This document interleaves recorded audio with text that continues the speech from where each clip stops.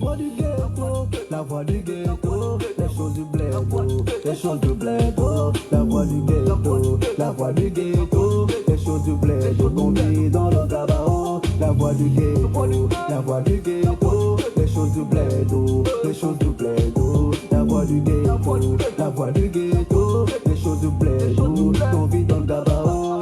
Hey. Vivre dans le ghetto, ce n'est pas facilité.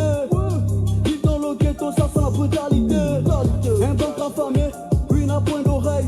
C'est à minuit que les gangsters se réveillent. Les histoires c'est marqué face au miroir. Dans quelques heures, ça va chauffer au trottoir. Pas d'empoche, une vie des poches. Ça touche les gars, ça fume des joints et ça boit des boches. Dans le ghetto, je goûtais tout sauf l'injure. Comme demande à ta maman, c'est ton vrai papa. C'est Daouda, le boutiquier d'en face. Il embouche à la sista à cause d'un kilo de rails. Dans le ghetto, le bain de bouche matinale, c'est la régale. Morceau de pain au chocolat tropique, régale. Pays riche, population pauvre. Quand on ouvre les bouches pour dénoncer, ils disent qu'on se pose. Et Dieu ne nous a pas donné le droit de faire du Gabon ce que nous sommes en train de faire. Le peuple a faim. Le peuple est mal payé. Voix du ghetto, la voix du ghetto, les choses du bled, les choses du bled, la voix du ghetto, la voix du ghetto, les choses du bled, qu'on vit dans le bled.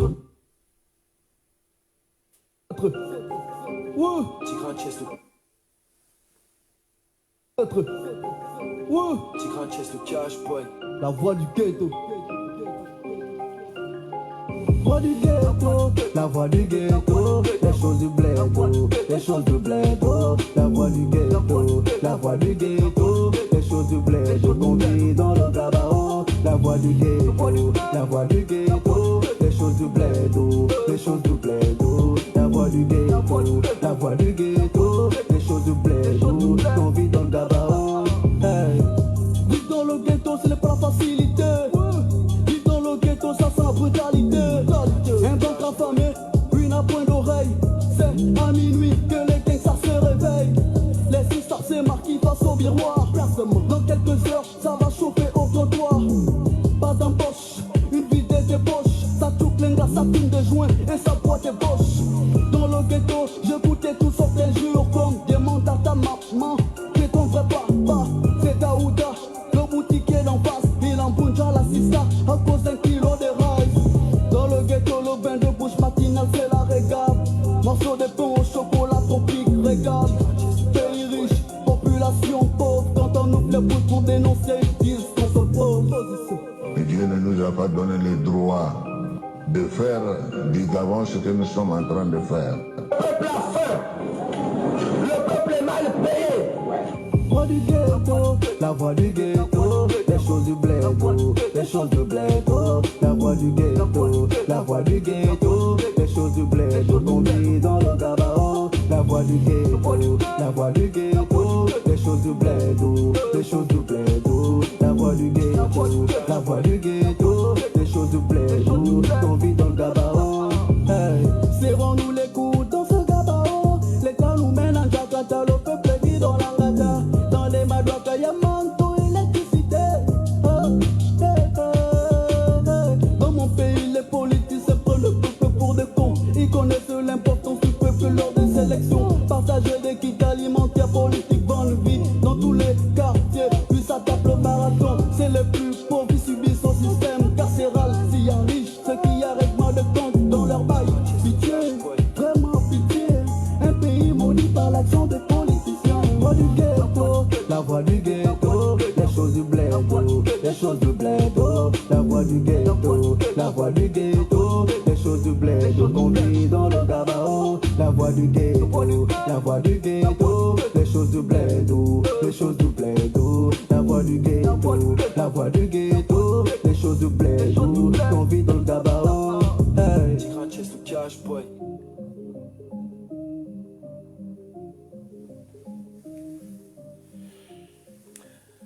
Bonsoir, jeunes du Gabon. Merci de me recevoir chez vous.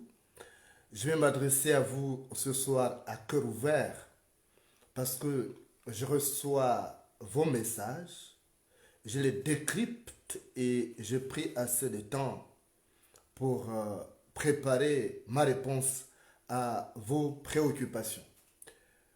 Vous êtes nombreux à vous poser des questions sur l'avenir de notre pays, le Gabon. Vous êtes nombreux à ne pas apercevoir le bout du tunnel. Vous êtes nombreux à ne pas apercevoir le bout du tunnel. Vous êtes nombreux aussi à être gagnés par le découragement et le spleen. Je viens vous dire que vous n'avez pas le droit de vous décourager. Vous n'avez pas le droit d'être gagné par le spleen. Le spleen, c'est ce sentiment qui vous pousse au dégoût de la vie et même à cette volonté de se suicider. Parce que vous n'apercevez plus l'horizon. Je comprends, même si je ne suis pas au Gabon, je sais parfaitement vos peines quotidiennes. Même si on ne va pas là où les bœufs s'abreuvent, on sait qu'il n'y a pas de gobelins. Je voudrais déjà vous dire une chose. Vous êtes né du mauvais côté de l'Afrique. Vous êtes né du mauvais côté du monde. Ce mauvais côté, c'est l'Afrique centrale. L'Afrique centrale, l'antre des dictateurs. Et là où il y a des dictateurs, c'est comme une forêt où il y a des lions et des panthères et les gazelles n'ont pas la paix. Je veux vous dire que vous êtes né de cette mauvaise partie de l'Afrique. Cette partie de l'Afrique où en longueur de journée, on sniffe du chanvre, on boit de l'alcool,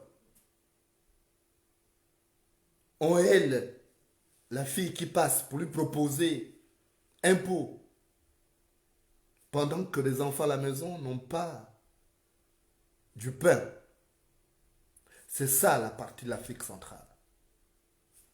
Le Congo, Kinshasa, le Congo, Brazzaville, le Cameroun, le Tchad, la République centrafricaine, l'Angola, la Guinée équatoriale et le Gabon. Voilà la mauvaise partie de l'Afrique. Nous partageons la malédiction d'être issus de cette mauvaise partie de l'Afrique. Allons-nous nous résigner face à ces fantômes communs?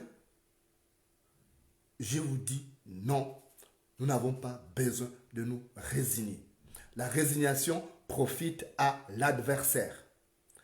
La résignation n'est pas une forme de lutte, c'est une forme de lâcheté.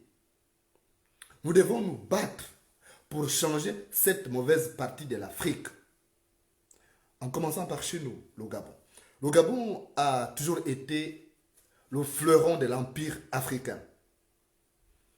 Tous les pays ont toujours eu ce respect pour le Gabon. Parce que la plupart des dirigeants du continent déferlaient au Gabon pour prendre des conseils chez notre défunt président Omar Bongo, pour prendre aussi des moyens pour diriger leurs pays respectifs.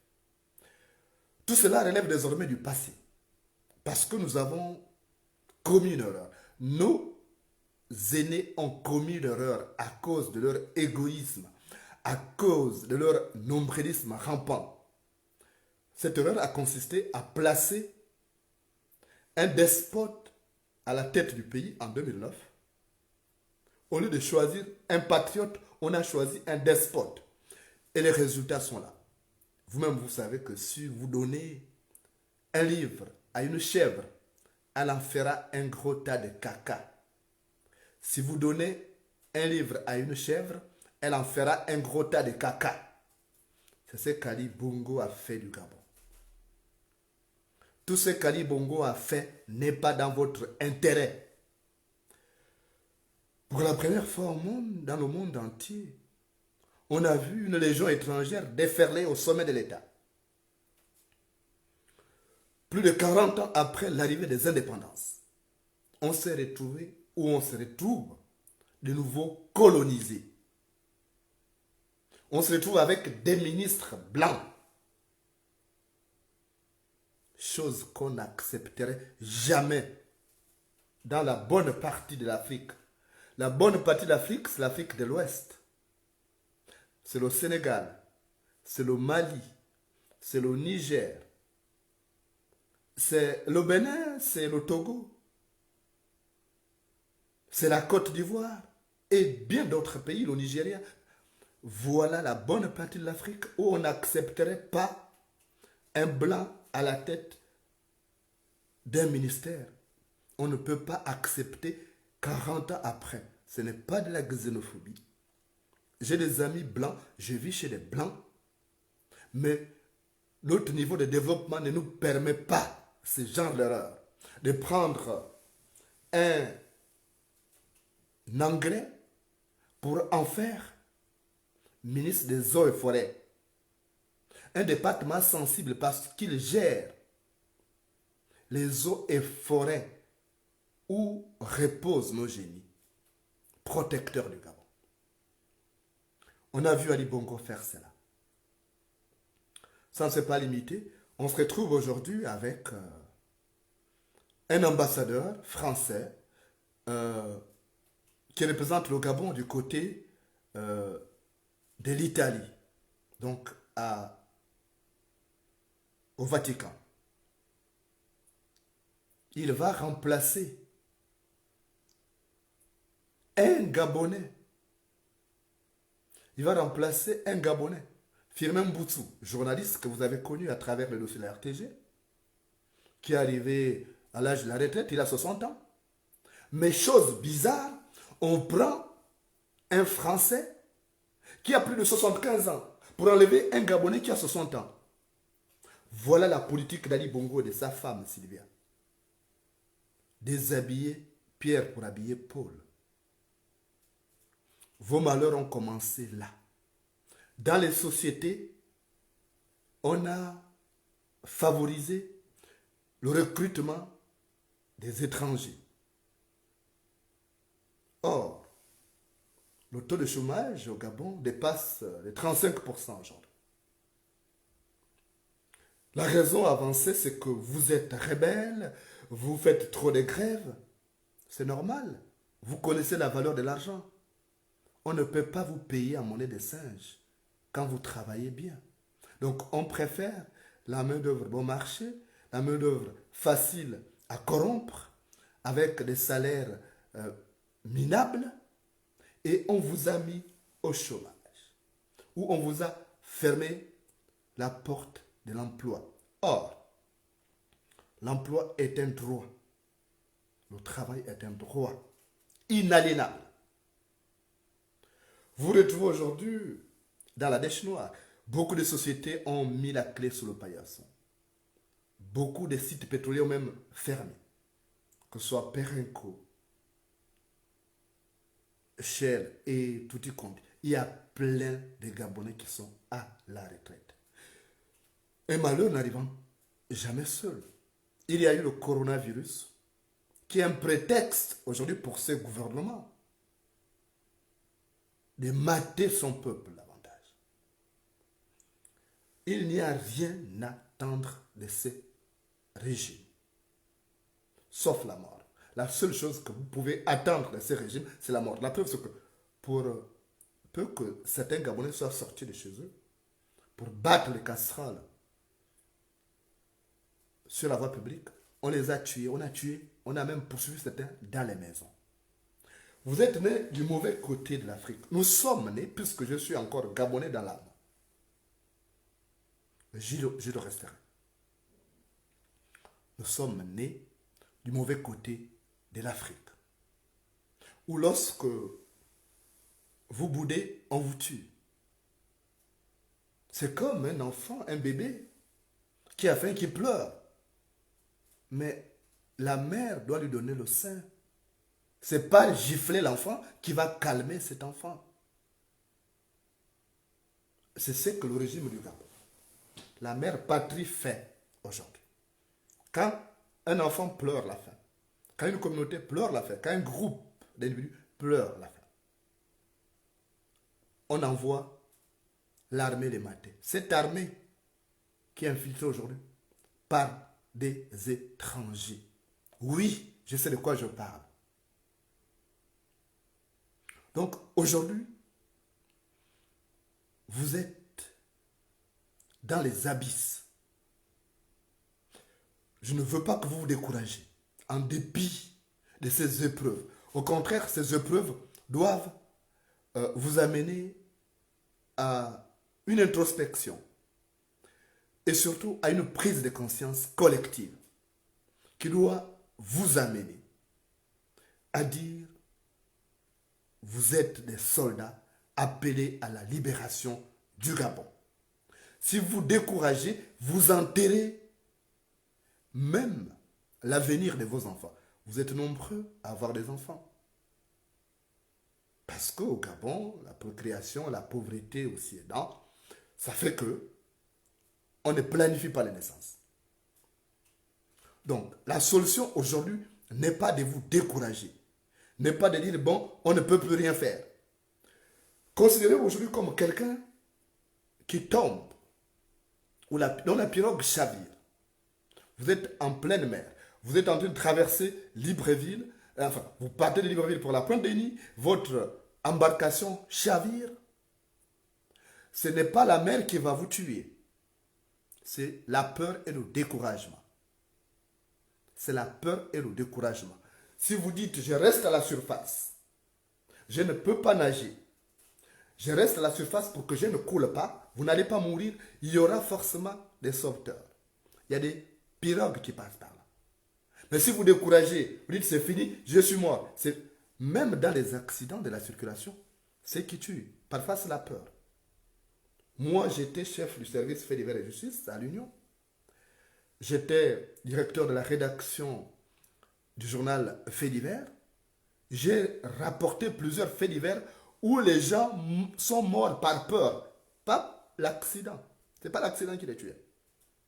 Il y a des gens qui sautaient. Dès que le véhicule commence à faire une embardée, il saute. Et parfois la voiture ne se renverse pas. Lui, il saute, il va se casser le cou.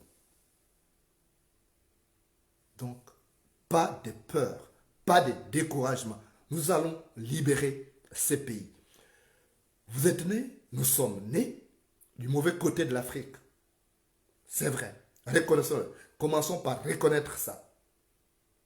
Parce que, contrairement aux autres régions du continent africain, où les jeunes sont préparés à assumer des responsabilités dans un environnement avec lequel ils sont en harmonie, le Gabon, c'est tout autre chose. Nos pères, nos aînés, ne nous ont pas préparés à ça. Ils ont tout fait pour que nous soyons leurs porteurs des mallettes au quotidien. Moi, on me traite de tout. On me traite même d'un pourri. Parce que je ne fais pas de salamalek à ces gens. Ils aiment des jeunes qui sont là pour porter des mallettes. Mais moi, je me dis, Omar Bongo est devenu président du Gabon à 32 ans. J'ai 42 ans aujourd'hui, donc 10 ans plus que lui. Pourquoi je ne pourrais pas être président du Gabon? Pourquoi je serais là pour porter la mallette des papis roulants? Ce n'est pas avec des gens comme ça que nous allons parler à venir. Il y a des défis aujourd'hui qui nécessitent le rajeunissement de la classe politique. Parce que c'est avec les chiens, c'est avec les chats d'aujourd'hui, ou c'est par les chats d'aujourd'hui, qu'on doit faire poursuivre les souris d'aujourd'hui. C'est par les chats d'aujourd'hui qu'on doit faire poursuivre les souris d'aujourd'hui. Il y a beaucoup d'enjeux. Donc, tout en reconnaissant que nous sommes nés du mauvais côté de l'Afrique, nous devons avoir à cœur cette volonté de changer la donne. Il m'arrive à mes heures perdues, et c'est d'ailleurs au moins une fois toutes les 48 heures, de regarder des documentaires sur l'état de beaucoup de pays, les pays africains. Je regardais l'autre fois un documentaire sur la République démocratique du Congo, où des Blancs étaient partis en escapade, en amenant leurs véhicules sur des routes qui n'étaient pas carrossables en toute saison. J'ai mesuré le niveau de pauvreté dans ces pays. La République démocratique du Congo, qu'on appelait ex-Zaïre, enfin qu'on appelle aujourd'hui ex-Zaïre, qu'on appelait Zaïre par le passé.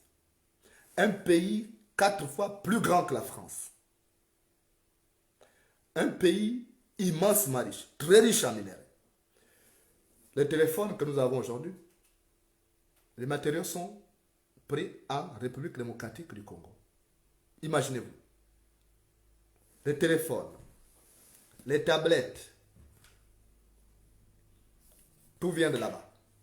Les matériaux viennent de là-bas. Comment comprendre qu'un pays immensement riche se retrouve comme ça? Parce que c'est une mauvaise partie de l'Afrique, dirigée par des gens qui ont un mauvais cœur, qui n'ont pas d'amour pour leurs semblables, qui prennent cette partie de l'Afrique comme une terre ancestrale, comme un terrain ancestral, qu'ils gèrent à leur guise. Ils gèrent la République démocratique du Congo comme leur épicerie. Vous avez vu ce fou de Kabila, ce qu'il a fait.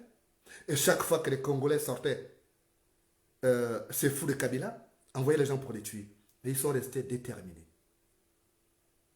Ils sont restés déterminés jusqu'au bout. Et l'Église s'est mêlée. Et on a fini par avoir un semblant de changement. On a pris quelqu'un qui était presque un outsider pour en faire président. Mieux vaut ça que rien. Kabila est parti. Au moins, on a pris un enfant du village. Kabila, c'est un Rwandais. Kabila, c'est un Rwandais. Il ne peut pas avoir à cœur les problèmes des Congolais. Parce qu'il n'a d'attache ni avec la patrie, ni avec nos ancêtres. On a mis au moins un enfant du village. J'espère que cet enfant du village, Antoine Félix Tshisekedi, que moi je vais m'appeler Fat, j'espère qu'il va comprendre que ce pays mérite mieux. Prenez la République démocratique du Congo, c'est un pays qui pouvait m'alimenter toute l'Afrique avec ses richesses. Même avoir une banque qui alimenterait toute l'Afrique sans avoir besoin d'aller chercher l'argent du FMI, aller commander l'argent du FMI ou bien de la Banque mondiale. Quand vous prenez le Nigeria, le Congo, l'Angola, le Gabon réunis, donc tous les minéraux de ces pays, on se passerait du néocolonialisme qui nous empêche d'évoluer. Mais tout ça parce que on fait des mauvais choix. On fait des mauvais choix en mettant des enfants qui ne sont pas les enfants du pays à la tête de ces pays. Avec la complicité naturellement des puissances occidentales, parmi lesquelles la France, qui continue de considérer l'Afrique comme sa sous-préfecture. Maintenant, il nous appartient à nous de comprendre que nous sommes au XXIe siècle et qu'on doit se battre avec bec et ongle pour changer la donne. Certes, nous sommes nés du mauvais côté de l'Afrique, mais on peut changer les choses. Nous acceptons tout déjà. Notre mentalité est déjà un problème. Notre mentalité est déjà un problème. On accepte tout. On joue avec les gens qui jouent avec nos destins. Ce n'est pas normal. Je vous dis souvent que si tu joues avec le chien, il te léchera la figure. Si tu joues avec le chien, il te léchera la figure. Regardez ce qui se passe donc au Congo-Kinshasa. Prenez le Congo-Brazzaville, on a Sassou Nguesso qui a 36 ans au pouvoir. Vous voyez les résultats. Les Congolais souffrent. Prenez le Cameroun. Paul Biya, autant d'années aussi, au pouvoir. On ne le voit même plus. Regardez, le Tchad. Idriss Déby au Tchad, 32 ans au pouvoir. Et là, il est allé tuer la mère de son opposant. Il a tué la femme et l'enfant. Il a voulu tuer même cet opposant. Heureusement qu'il y a eu une partie dans l'armée qui a exfiltré cet opposant. Cet opposant qui n'est autre que son neveu. Parce qu'il est une menace pour son pouvoir. Regardez la mauvaise partie de l'Afrique.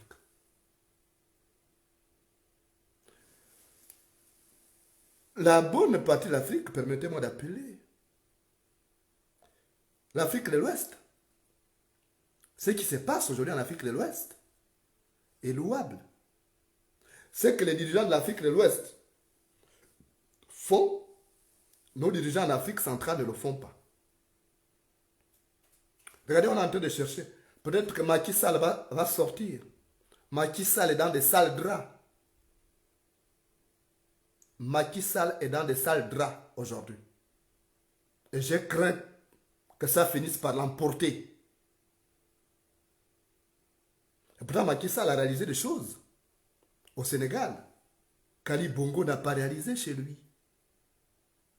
Regardez Ouattara. Dieu seul sait si Ouattara va terminer son mandat. Et pourtant, Ouattara a réalisé des choses qu'Ali Bongo n'a pas réalisées au Gabon. Mais les gens le combattent. Regardez le président Ibeka au Mali, l'ex-président. Il a été chassé. Pourtant, il avait été élu démocratiquement. Mali Bongo n'a jamais été élu démocratiquement, que ce soit en 2009 ou en 2016. Comment comprendre qu'avec tout ça, on n'arrive pas à prendre nos responsabilités comme nos amis, nos frères de l'Afrique de l'Ouest? Prenez seulement ces pays. Je vous ai cité ces trois pays. Le Mali, le Sénégal et la Côte d'Ivoire. Parce que c'est des pays frontaliers. J'enlève même le Burkina Faso. Vous avez vu que le Burkina Faso a chassé Blaise Compaoré. Mais nous, on n'a même pas à cœur cette idée. Ça ne le fleure même pas. C'est-à-dire que moi, quand je me lève un matin, quand je parle au Conseil de la Révolution, on dit, ah mais c'est un sorcier, comment il peut dire ça? Un jour, Ali Bongo m'a fait appeler par un de ses collaborateurs. Je vous fais une confidence. Il m'a fait appeler par un de ses collaborateurs. Le collaborateur m'a appelé pour dire, bon, le président veut te parler. Il est gêné par ce que tu fais. Je dis, ah bon, il est gêné? Comment ça? Il dit, non, vraiment, il veut te parler. Il dit qu'il est ton frère. Il veut que tu arrêtes ça et que tu rentres. Et que le poste que tu voudras, il va te le donner. J'ai dit, ah bon? J'ai dit, mais c'est super. J'ai dit à Ali Bongo que le seul poste que je veux, c'est celui qui le squatte en ce moment, donc président du Gabon, parce que j'aurai l'occasion de rendre le sourire à chaque Gabonais. Il me dit, oh mais comment tu peux penser comme ça toi aussi? J'ai dit, pourquoi je ne dois pas penser comme ça? Parce que tu penses que le poste de président de la République, c'est destiné uniquement au Bongo, que les autres Gabonais sont là pour accompagner cette famille. Il m'a dit, oh, mais vraiment, je ne pourrais pas lui dire ça. J'ai dit, c'est ton problème. J'ai dit, c'est ton problème. Pourquoi? Parce que j'estime que le Gabon mérite mieux. Nous sommes nés du mauvais côté de l'Afrique. Et pourtant, ça pourrait être le bon côté. Parce que le Congo, l'Angola, le Tchad, le Cameroun, le Gabon, l'autre Congo aussi, et Brazzaville, c'est des pays, sont des pays immensement riches. Rien qu'avec ces pays, on pouvait aider les autres pays du continent. Rien qu'avec ça. Ça devait être la coopération sud-sud. Mais on a une bande de psychopathes qui dirigent ces pays. Ce sont des psychopathes. Parce que quand je vois toutes les richesses qu'ils amassent, j'ai vu qu'il y avait même une caisse d'or qui a été attrapée aux États-Unis, qui serait pour Sassou Nguesso, qu'il a envoyé dans une de ses résidences. J'ai dit, waouh, pendant que les Congolais souffrent. Donc, voilà l'Afrique. Et j'aimerais que vous soyez une jeunesse rebelle, comme Thomas Sankara. Vous n'allez pas tout accepter. Ça, c'est jour là maintenant. Ça, c'est jour là. On joue serré. C'est maintenant que vous devez réfléchir. Que chacun à son niveau se sente soldat appelé pour la libération du Gabon. Si vous vous résignez, vous êtes mort. Leur fameuse histoire de coronavirus n'est pas une chance pour vous. Vous qui êtes là-bas encore en Afrique. Parce que vous n'aurez plus de visas. Ils vont supprimer les visas touristes. Visa touriste là, ça sera supprimé. Donc il vous sera impossible de rallier l'Europe demain pour vouloir chercher votre salut en Europe. Votre seul salut va résider dans le renversement de ces pouvoirs dictatoriaux qui vous oppriment. Nous, on a eu la chance de nous retrouver à l'extérieur, mais nous sommes malheureux de vous savoir malheureux. Moi, personnellement, je ne dors pas. Il m'arrive de descendre de ma chambre pour me retrouver ici au salon, parfois 2h, 3h du matin, pour cogiter, réfléchir aux voies et moyens pour vous sortir de cette situation. Mais je me sens quelque part contrarié. Parce que nous tous, dans ces combats, nous n'avons pas les mêmes objectifs. Il y a des gens qui se sont retrouvés en Europe, en tourisme économique. Donc, ceux-là n'ont aucun intérêt à voir le pays changer. Moi, je suis parti de là-bas parce que il fallait que je sois en sécurité pour mener à bien ce combat qui devrait se terminer par le renversement de ces systèmes dictatoriaux, par la destruction de cette pyramide dictatoriale. Donc vous voyez, on n'a pas les mêmes objectifs. On n'a pas la même conscience. Donc, il nous faut une action plus résolue aujourd'hui. Une action plus résolue pour mettre un terme à cette situation. Je n'ai aucun intérêt à vous voir patauger dans le sous-développement criant qu'on constate aujourd'hui. Je n'ai aucun intérêt à vous voir transformer en porteur de mallettes. Je n'ai aucun intérêt à vous voir devenir applaudimètre. Je n'ai aucun intérêt à vous voir transformer en bétail électoral. J'aimerais que chaque Gabonais, avec ses atouts, puisse devenir un maçon pour construire la maison Gabon. Et ça, c'est possible. Il est possible de construire un pays qui tienne compte des vulnérabilités sociales. Un pays qui tienne compte des plus faibles. Un pays où le gouvernement va poser sa main sur l'épaule de chaque Gabonais en détresse. C'est possible avec toutes les ressources que nous avons. Sauf que nous sommes nés du mauvais côté de l'Afrique. Quand on est du mauvais côté de l'Afrique, la solution n'est pas de quitter ce côté, c'est d'améliorer ce côté. Ce n'est même pas le côté qui est mauvais, ce sont les dirigeants qui sont mauvais. Parce que nous avons ces mythes du pouvoir. L'Afrique centrale aime le pouvoir. Les Africains de l'Afrique centrale aiment le pouvoir. Ils sont obnubilés par le pouvoir. Vous avez écouté ces canards boiteux d'Ali Bongo au cours d'une interview aux États-Unis dire « On ne m'appellera jamais ancien président du Gabon tant que je suis président de la République. » Waouh! Ça veut tout dire. J'ai vu quelqu'un qui m'a posé la question sur Ali Bongo. Je vous assure que qu'il meurt, qu'il crève aujourd'hui ou pas, ça m'est égal. Je n'ai plus de sensibilité pour cet homme parce que c'est un monstre. Celui qui est à l'origine de la dégaine actuelle. Il est parti pour l'Angleterre. Il se trouve aujourd'hui à Dubaï. Il est en tourisme ou en balade de santé. Promenade de santé. Voilà quelqu'un qui dit avoir construit des hôpitaux de pointe dans son pays. Mais il est incapable de se soigner dans son pays. Et c'est à l'extérieur qu'il mourra. Comme son père, il mourra à l'extérieur. On va nous ramener sa dépouille. On va nous ramener son macabé. Il va mourir à l'extérieur. Donc, voilà ce qui me gêne aujourd'hui. De vous voir dans cette situation. De voir certains qui m'écrivent pour dire non, on est découragés.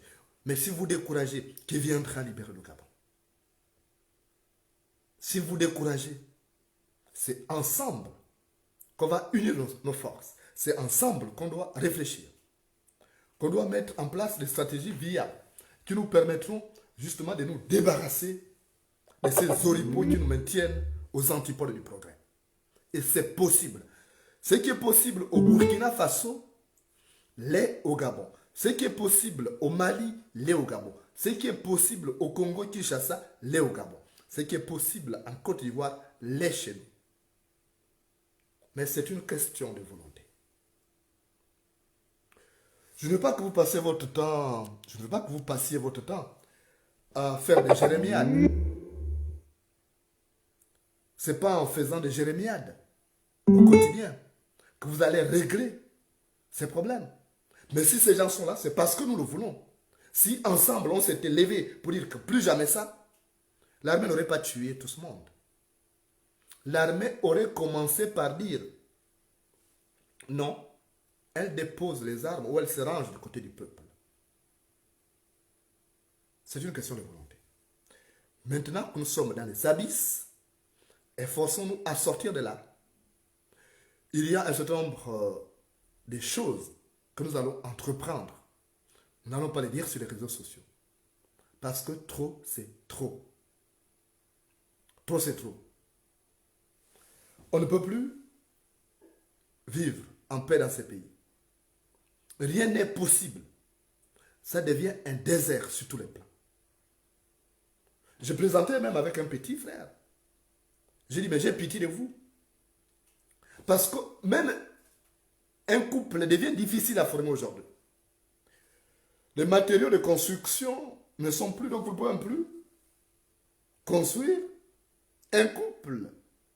Les matériaux de construction ici, c'est quoi? C'est le travail. Un homme doit se prendre en charge. La dignité de l'homme passe aussi par un emploi décent qui lui permette de prendre en charge sa famille. Mais lorsqu'on n'a plus ça, regardez les richesses, ça sort. Le pétrole continue à sortir. On va vendre le pétrole, on prend des avances sur 4 ans, 5 ans. C'est ce qui s'est passé en 2016. Regardez le niveau d'endettement du Gabon. Bientôt 7 000 milliards. Mais vos enfants, nos enfants, vont en pâtir. Donc, il nous faut une action résolue. J'ai ouvert le numéro de téléphone. J'ai demandé aux uns aux autres d'installer Telegram. Essayons d'échanger. Ça nous permettra d'enrichir nos idées par rapport à ce qui doit être entrepris pour libérer ces Gabons. Que celui qui a ces idées ne reste pas dans son coin. Le combat d'aujourd'hui, c'est un combat républicain. Il dépasse le clivage politique. Que vous soyez au PDG, que vous soyez dans l'opposition, dans la société civile, vous êtes un soldat appelé à la libération du Gabon. Vous avez vu qu'on a arrêté Gaël Koumba Youne, on a arrêté un autre jeune, 3 autres jeunes d'ailleurs que je connais, plusieurs même, ils sont... Même Jeff Blampin, on l'aurait arrêté. On aurait arrêté un autre jeune qui m'écrivait régulièrement. On a arrêté un autre Hervé Linga, il paraît qu'il a été libéré. Pour avoir dit que ce n'est pas bien. Pour avoir pris position dans cette histoire de concert de casserole. Ça, ce n'est pas acceptable. C'est à nous de dire qu'on ne peut plus. Il faut qu'on siffle la fin de la récréation. Quand on aura décidé, ça se fera tout simplement. On n'aura même pas besoin d'avoir une armée pour dégager ces gens. Donc, moi je suis venu vous apporter ces messages de réconfort. Ce message, c'est ma main fraternelle que je pose sur l'épaule de chacun d'entre vous. Au plus fort de la déprime, et du spleen. Parce que je sais ce que vous endurez. Je disais l'autre jour, c'est un jeune qui m'avait appelé, je crois, de Tunis, que seul le crapaud peut dire si le caïman a mal aux yeux. Seul le crapaud peut dire si le caïman a mal aux yeux. Mais la première chose à faire, c'est une prise de conscience individuelle, avant qu'elle soit collective. Chacun à son niveau doit savoir que le pays a pris une mauvaise pente et que ça risque de mal se terminer. Vous avez vu le sort qui a été réservé au corps de Maître Méré. Quelqu'un mort. On le combat. On combat son corps. C'est sûr qu'il peut même aller profaner sa tombe. Je disais à ma mère que j'ai en France, au téléphone, je lui ai dit, mais si c'était moi qui étais mort, ils auraient refusé que le corps rentre là-bas. Il m'a dit, pourquoi tu parles de la mort? Je dis, non, moi je suis un homme prévoyant. Je ne suis pas immortel. Parce que Fabien Méré ne les dérangeait pas plus que moi. Donc si c'est moi, ils n'accepteront pas. Et j'en suis conscient. Et je suis conscient que je ne peux pas rentrer au Gabon tant que ces psychopathes seront au pouvoir. Et je suis obligé de tout mettre en œuvre avec d'autres patriotes pour dégager ces gens. Peut-être pas tous au même moment, mais il y aura un signal fort sur 2, 3, 4 membres du régime et puis ça va être réglé. C'est ce que je suis venu vous dire. Mais tout commence d'abord par votre prise de conscience individuelle, avant qu'elle soit collective. Que chacun à son niveau dise oui. On ne peut pas cette vie de lombrique. Vous menez aujourd'hui une vie de ver de terre. Vous voyez le ver de terre? Il ne fait que s'enfoncer sous terre. C'est ça la destinée du ver de terre. Il ne fait que s'enfoncer sous terre. Jamais il progresse. À quel moment allez-vous progresser? À quel moment allez-vous réaliser vos rêves de confort matériel et d'aisance? Si on laisse passer, regardez, j'ai 42 saisons sèches. En juillet prochain, ça va faire 43 saisons sèches. Je regardais mes photos quand j'ai démissionné du journal L'Union à 35 ans. Je vois aujourd'hui, je ne fais que vieillir. Donc, si on ne se bat pas maintenant, mais on ne verra pas les retombées de ces combats. C'est pourquoi il est grand temps de tout mettre en œuvre. Je vous dis souvent que les choix les plus importants doivent se faire avant le temps où l'expérience éclaire le jugement. Les choix les plus importants doivent se faire avant le temps où l'expérience éclaire le jugement. Il est urgent d'attendre la libération du Gabon. Il est urgent d'attendre la libération du Gabon avant 2023. On ne peut pas aller à l'élection. Il faut réunir toutes les conditions qui concourent à la libération du Gabon. Mais ça dépend de vous. C'est à vous de choisir. C'est à vous de choisir. Ou on libère le pays et chacun retrouve le sourire qu'il a perdu. Ou on se laisse diriger par ces pantins, ces psychopathes, et notre vie s'enterre davantage. C'est un choix. La vie n'est qu'une succession de choix, parfois difficiles à accepter. Mais c'est ça. On est obligé à ce niveau. C'est une question de vie ou de mort. Il ne faut pas se résigner à ces fantômes sinistres, lugubres. Tu consistes à dire, on va encore faire comment? Ah non, on a encore la possibilité. Dans la vie, ce qui est important, ce n'est pas ce qu'on a perdu. Ce qui est important, c'est ce qui nous reste. Dans la vie, ce qui est important, ce n'est pas ce qu'on a perdu. C'est ce qui nous reste. Il nous reste encore cette conscience humaine de reconnaître que le pays va mal. Cette conscience qui nous permet de reconnaître le mal et reconnaître le bien. Et là, nous sommes dans les abysses, dans le mal. Alors, il faut qu'on se réveille. Qu'on dise que ça suffit comme ça. Si on se résigne, ça fera justement la part belle à ces gens. Si ça se résigne, ça signifie qu'on mérite ça. Il ne faut pas se plaindre après. Si tu ne te plains pas de là où tu as trébuché, ne te plains pas de là où tu tombes. Si tu ne te plains pas de là où tu as cogné, ne te plains pas de là où tu tombes. C'est maintenant la libération du Gabon. Et cette heure a sonné. Parce que demain, il sera trop tard. Tard, il sera trop tard. Il faut qu'on s'y mette avec toute l'énergie, la volonté et le patriotisme nécessaires. C'est ça qui doit nous permettre de libérer ces pays. Mais si on continue à faire des jérémiades, à dire que non, on a tout perdu, on va encore faire comment? C'est qu'on est mort pour toujours. Et à partir de ce moment-là, même Dieu ne va pas nous aider. Parce qu'on dit, aide-toi, le ciel t'aidera. On dit, aide-toi, le ciel t'aidera. Je vais d'ailleurs vous raconter une petite histoire que m'avait raconté mon grand-père sous le clair de lune.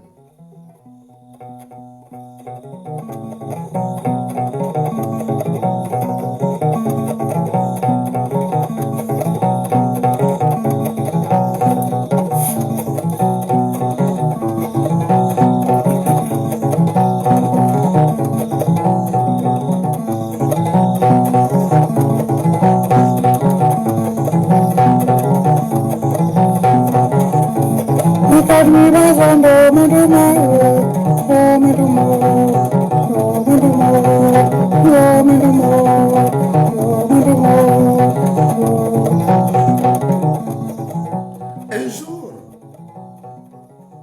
l'éléphant et le chien avaient décidé d'aller voir Dieu pour se plaindre de leur sort. Ils n'étaient pas contents de ce qu'ils vivaient.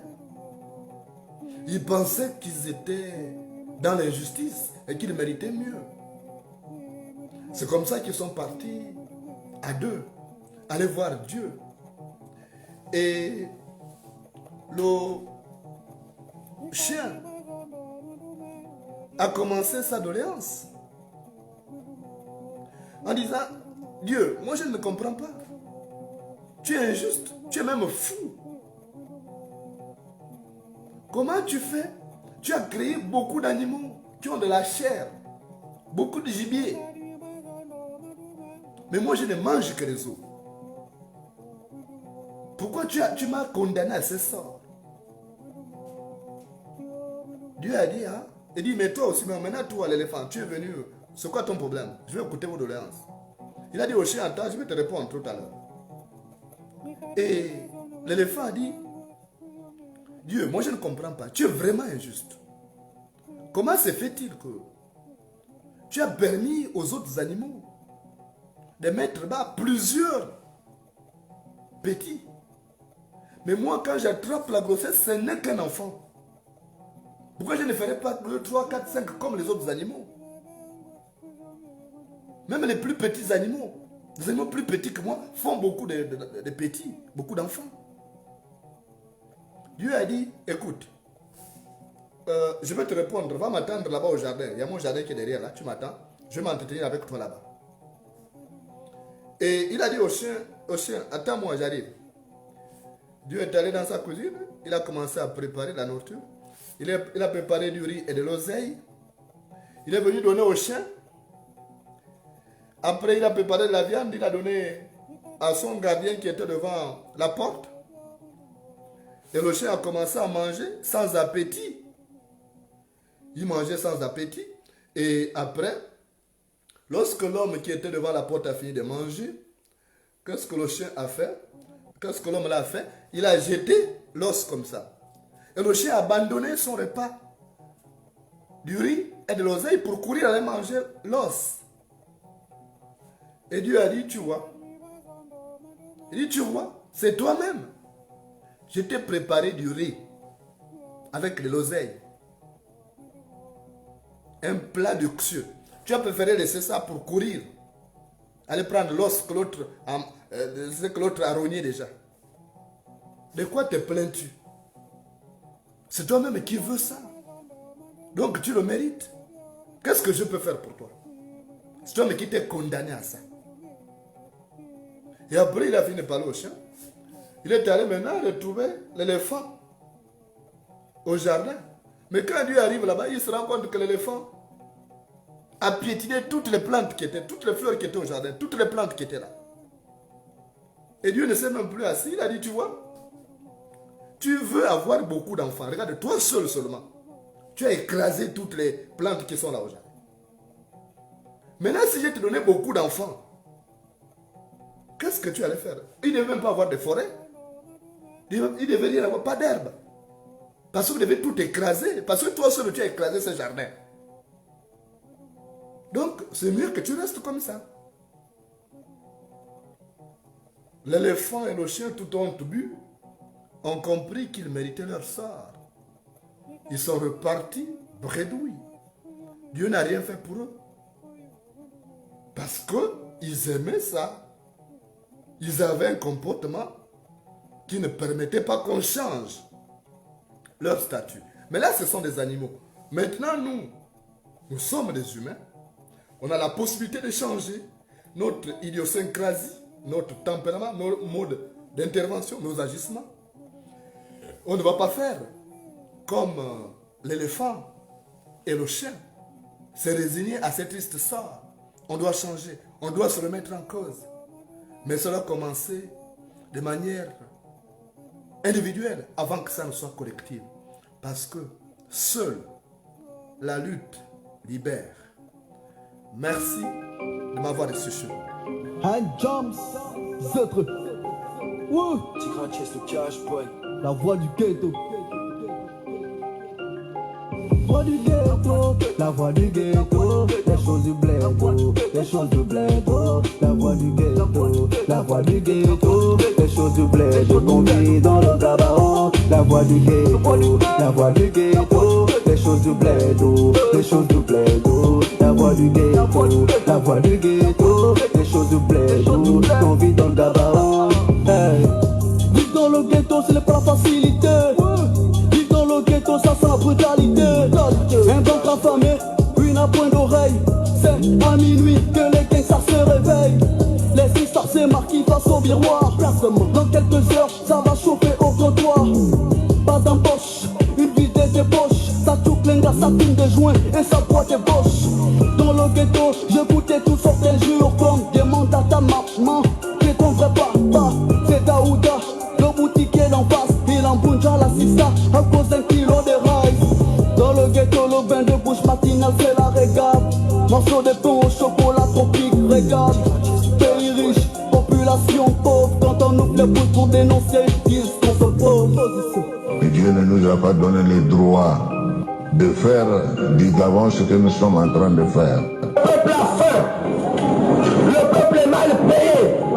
Voix du ghetto, la voix du ghetto, les choses du bled, les choses du bled, la voix du ghetto, la voix du ghetto, les choses du bled, qu'on vit dans le gabaron, la voix du ghetto, la voix du ghetto, les choses du bled, les choses du bled, la voix du ghetto, la voix du ghetto, les choses du bled, qu'on vit dans le gabaron. Hey. Serrons-nous les coudes dans ce gabaron, les gars nous mènent en Jakarta, le peuple vit dans la rata. Dans les madouakas, y'a manteau, électricité.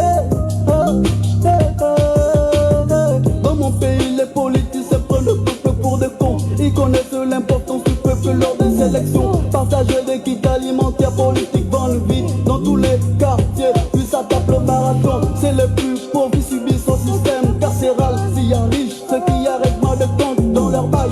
Pitié, vraiment pitié. Un pays maudit par l'action des politiciens. Voix du ghetto, la voix du ghetto, les choses du bled, les choses du bled, la voix du ghetto, la voix du ghetto, les choses du bled, qu'on vit dans le gabaron, la voix du ghetto, la voix du ghetto, les choses du bled, les choses du bled, la voix du ghetto, la voix du ghetto, les choses du bled, qu'on vit dans le gabaron. Hey. Tigran Chess le cash boy.